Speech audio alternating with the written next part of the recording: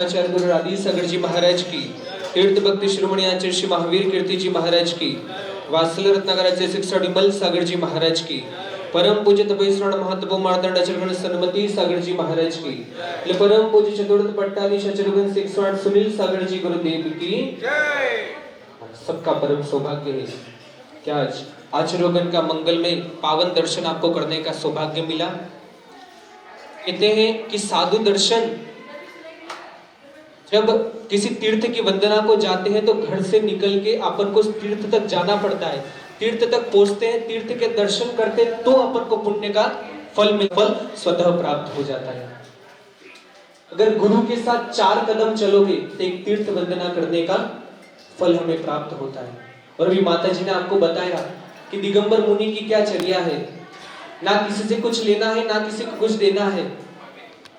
जो भी छोटे से छोटा व्यक्ति हो, बड़े से बड़ा व्यक्ति हो, चाहे मुख्यमंत्री भी आए, दिल्ली में रहे कितने सारे मुख्यमंत्री, प्रधानमंत्री, राष्ट्रपति, सारे लोग गुरु जी के चरणों में आते। राजनाथ सिंह हो गए, भजनलाल शर्मा हो गया, विजय रूपाणी भी, कुबेर जी डिंडोर, अभी संतरामपुर में 15 दिन में 5 बार वो कुबेर जी डिंडोर दर्शन करने को पधारे। तो संजय भाई ने 2016 से भावना भाई थी गुरु जी के दर्शन कर रहे सागवाड़ा से, तो 2016 से भावना भाते भाते भाते भाते अब 10 साल बाद उनके घर में आचार्योगण के चरण पड़े। तो जितनी भावना, जितनी उत्कृष्ट भावना अपने जीवन में भाते हैं, उतने अपना जीवन का उद्धार होता है। जब बिहार चल रहा था एक गांव में, तो एक परिवार था, उन्होंने अपना घर दिया रुकने के लिए, जैसे आप लोगों ने साधु को रुकने के लिए निवेदन किया, आप हमारे घर में रुको, इससे वो परिवार भी रुकने के लिए निवेदन किया। उसने दिन भर चर्या देखी, साधु लोग क्या करते, कैसी चर्या करते, दिन भर जाप, अध्ययन, पाठ, जितने जाप, जितने पाठ, जितने साधना यहाँ पे साधु लोग करेंगे, उतने मंत्रों की ऊर्जा आपके घर में फैलेगी, आपके नगर में फैलेगी, तो आपका जीवन भी कल्याणमय होगा। तो दिन भर देख रहे थे, रात को वहां रुके, विश्राम हुआ, सुबह जब बिहार हुआ तो परिवार बोला बिहार हो गया, चले गए, ना कुछ उनसे मांगा कुछ लिया। तो वो परिवार बोला कि मैं पहले एक साधु को लेके आया था, निवाई में नाई का परिवार था, तो बोले मैं कुछ समय पहले एक साधु को लेके आया था, मैंने महंत जी को लेके आया था, तो मैंने 1-2 लाख रुपए का खर्चा किया, उनकी वेल रुकने की व्यवस्था की, वेल सेटल सारी तैयारी की। और जब वो कार्यक्रम संपन्न हुआ और जब वो जा रहे थे, तब मैंने उनसे पूछा कि क्या मेरी तरफ से कोई कमी तो नहीं, मेरी तरफ से कोई सेवा में कमी रही हो तो बताओ। बोले सारी व्यवस्था बहुत अच्छी थी, लेकिन एक गांजे की कमी रह गई।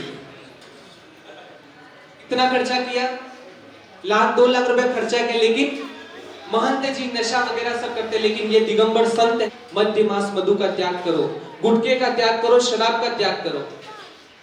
जैसा वो जीते ऐसा लोगों को जीना सिखाते हैं।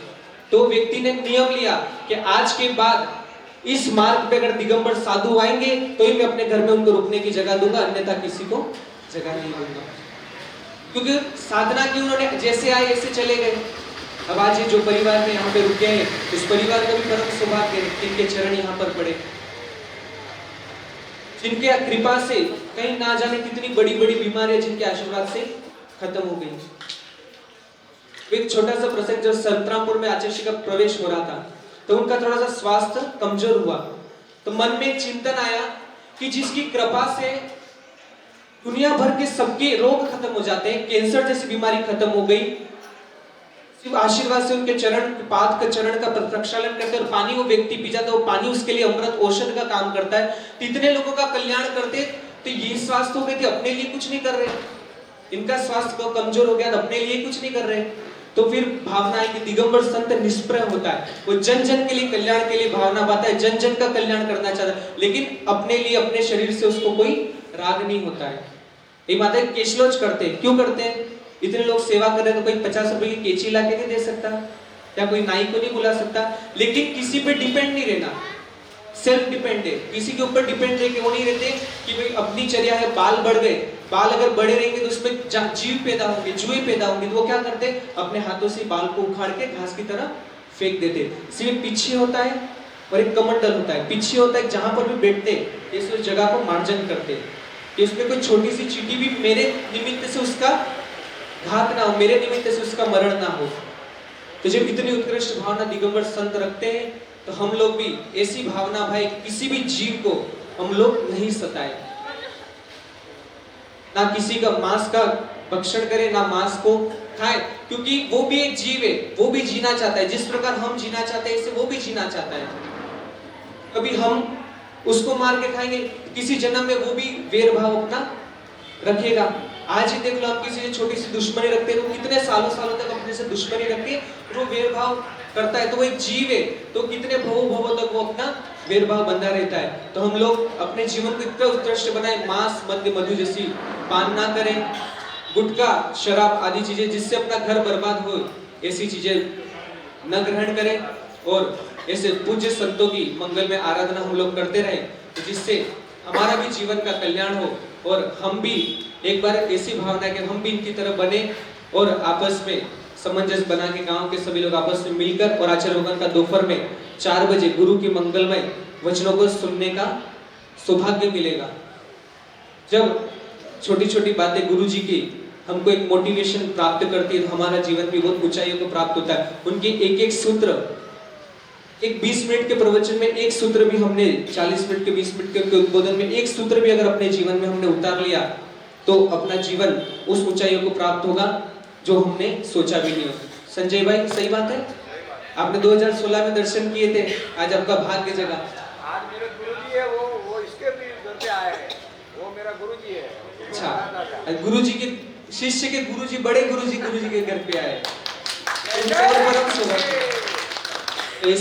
ऐसे दिगंबर संत, ऐसी तप त्याग साधना करने वाले आपके घर में पधारे, तो जितना समय यहाँ पे मिले उसका लाभ ले। और 4 बजे आचार्य का पुनः यहाँ पर मंगल में उद्बोधन होगा, तो सभी लोग जिनका घर है वो गुरु जी है, और अपने आपको कैसी भावना लगी गुरु के चरण में पढ़ने, अपने भाव उद्घाटित करें। और दोपहर में 4 बजे सभी लोग पूरे गांव के लोगों को इकट्ठा करके और सभी लोग यहाँ पर गुरु का उद्बोधन सुने, मंगलमय भावना। जय बोले परम पूज्य आचार्य सुनील सागर जी गुरुदेव की।